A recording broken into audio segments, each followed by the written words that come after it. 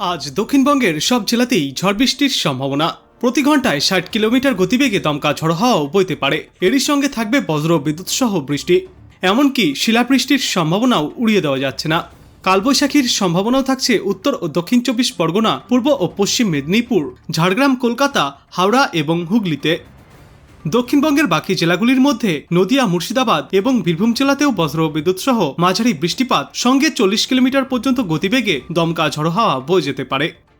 System সম্পর্কে বলা হয়েছে দুইটি অক্ষরেখা রয়েছে, একটি উড়িষ্যা থেকে সিকিম পর্যন্ত, ঝাড়খণ্ড, গাঙ্গেয় পশ্চিমবঙ্গ এবং উত্তরবঙ্গের ওপর দিয়ে রয়েছে এই অক্ষরেখা। অন্য অক্ষরেখাটি পশ্চিমে মারাঠাওয়াড়া থেকে কর্ণাটক পর্যন্ত বিস্তৃত। নতুন করে পশ্চিমী ঝঞ্ঝা ঢুকবে আগামীকাল থেকে বুধবারের মধ্যে, যার জেরে দক্ষিণবঙ্গে আজ থেকেই কালবৈশাখীর সম্ভাবনা রয়েছে। আর মূলত মেঘলা আকাশ থাকবে, বজ্র বিদ্যুৎ সহ বৃষ্টির সঙ্গে দমকা ঝড়ো হাওয়াও থাকতে পারে। আগামী বুধবার পর্যন্ত বজ্র বিদ্যুৎ সহ বিক্ষিপ্তভাবে এই বৃষ্টির সম্ভাবনা থাকছে। তবে এই বৃষ্টির প্রভাবে সামান্য কমবে তাপমাত্রা। আগামী ৪৮ থেকে ৭২ ঘন্টা পর্যন্ত এই পরিস্থিতি বজায় থাকবে। বজ্রগর্ভ মেঘ থেকে বিক্ষিপ্তভাবে স্বল্প সময়ের জন্য বৃষ্টির সম্ভাবনা রয়েছে। কবে কোথায় কোথায় বৃষ্টি চলবে এই প্রসঙ্গে বিশেষজ্ঞরা জানিয়েছেন, আজ মূলত দক্ষিণবঙ্গের সব জেলাতেই ঝড় বৃষ্টিপাতের সম্ভাবনা। এরই সঙ্গে প্রতি ঘন্টায় ৬০ কিলোমিটার গতিবেগে দমকা ঝড়ো হাওয়াও বইতে পারে। শিলাবৃষ্টিপাতের সম্ভাবনাও উড়িয়ে দেওয়া যাচ্ছে না দক্ষিণবঙ্গে। কালবৈশাখীর সম্ভাবনা থাকবে উত্তর ও দক্ষিণ ২৪ পরগনা, পূর্ব ও পশ্চিম মেদিনীপুর, ঝাড়গ্রাম, কলকাতা, হাওড়া এবং হুগলিতে।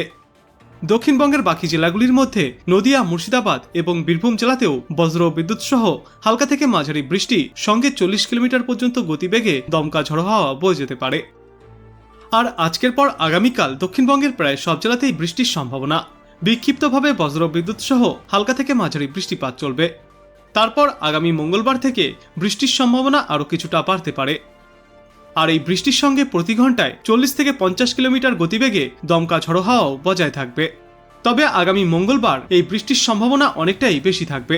মঙ্গলবার দক্ষিণবঙ্গের প্রায় সব জেলাতেই বৃষ্টির সম্ভাবনা। বিক্ষিপ্তভাবে বজ্র বিদ্যুৎ সহ মাঝারি বৃষ্টি আর এরই সঙ্গে ৪০ থেকে ৫০ কিলোমিটার প্রতি ঘন্টা গতিবেগে ঝড়ো হাওয়া বজায় থাকবে।